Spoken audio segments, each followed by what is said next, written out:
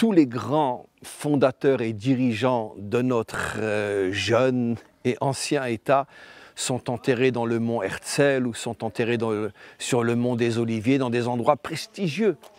Et voilà que le fondateur de l'État d'Israël a choisi, excusez-moi l'expression, mais c'est la seule qui me vient, elle n'est pas très élégante, ce trou perdu au fin fond du sud du Negev, où il n'y a que lui et son épouse, alors qu'il aurait pu être enterré dans toute la royauté de quantité d'autres dirigeants, sur le mont Herzl, à côté de toutes les grandes figures du sionisme, ou encore une fois sur le mont des Oliviers. Je crois que c'est Begin qui est enterré sur le mont des Oliviers, et donc dans des endroits qui sont lourds, qui sont chargés d'histoire, qui sont chargés de prestige, qui sont chargés de royauté. Et lui, non. Voilà, entre quelques arbres, face à un désert, lui et son épouse. Le message est extraordinaire.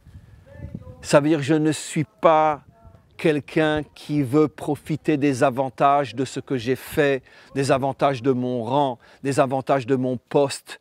Il aurait pu avoir tous les avantages et plus encore que son travail, d'une certaine manière, lui aurait fait mériter. Il a tout laissé derrière lui, il est venu dans un endroit désertique pour être enterré à cet endroit-là, comme pour dire, là où moi je termine, c'est là que vous devez continuer. Et pas seulement sur le plan matériel, dans le sens du désert, mais sur le plan aussi de la reconstruction morale, spirituelle d'Israël. Ça veut dire donc que finalement, le monde en général, et notre peuple en particulier, est encore comme un désert. Tout doit être encore fait, beaucoup a déjà été fait, mais il y a encore tellement à faire.